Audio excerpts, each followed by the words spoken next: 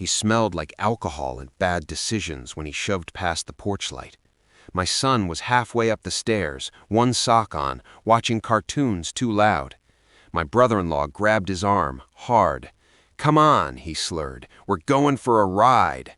I stepped between them and the door without raising my voice. "He's not going anywhere with you." He swung, missed. I didn't. The sound was dull, final. My son froze on the stairs, eyes wide, learning something about the world he shouldn't have to learn yet. My wife screamed my name like I'd betrayed her. "You hit my brother!" I looked at her, calm enough to scare myself. "Your brother tried to take our son while drunk. Whose side are you on?" She didn't answer. That silence landed heavier than his punch. That was the moment I knew this wasn't about a fight. It was about loyalty, and I didn't have it. I used to believe family meant something unbreakable.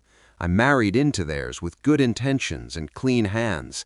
Holidays, birthdays, inside jokes. I paid for dinners, covered his rent twice, drove him home more times than I can count.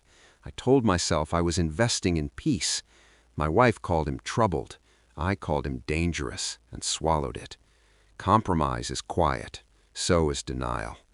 The signs were always there. The drinking, the entitlement, the way he spoke to my wife like she still owed him something, the way she flinched when I challenged him, the way she defended him before I finished a sentence. That night stripped the varnish off everything, not because he swung at me, because she didn't stand between him and our son. The police came. Statements were taken. No charges filed. Family matter, they said. I watched my wife pack an overnight bag and leave with him. I didn't beg. I didn't shout. I wrote everything down.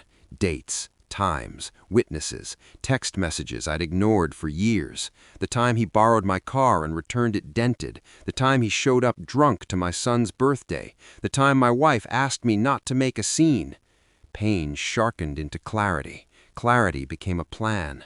I installed cameras, quietly. I consulted a lawyer, quietly. I opened a separate account and moved only what was mine, quietly.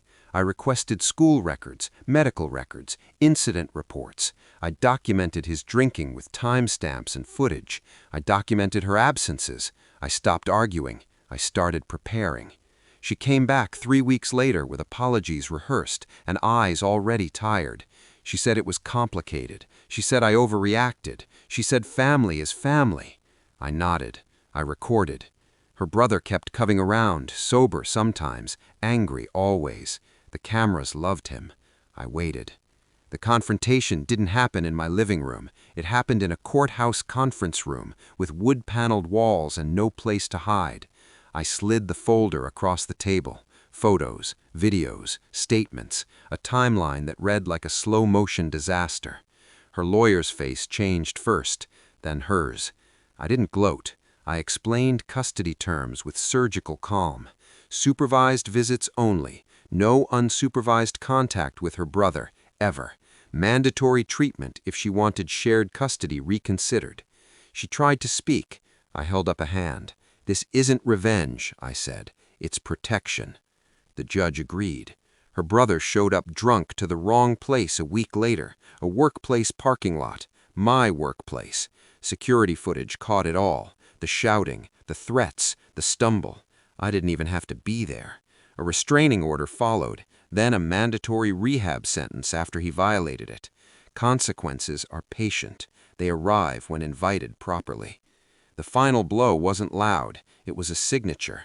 Divorce finalized, custody settled, assets divided. I kept the house, the routine, the mornings. My wife cried when she realized I wasn't going to save her from the choices she made. I felt nothing but relief. Now when my son runs down the stairs, it's toward me. The house is quiet in the good way, predictable, safe. Sometimes I think about that night, about the swing that missed, about the silence that didn't. Betrayal doesn't always announce itself with a scream. Sometimes it just refuses to answer when it matters most. I didn't raise my voice. I didn't lose control. I didn't need to. I protected my son. I dismantled a threat, and I walked away without regret. That was the moment I knew, and this was the result.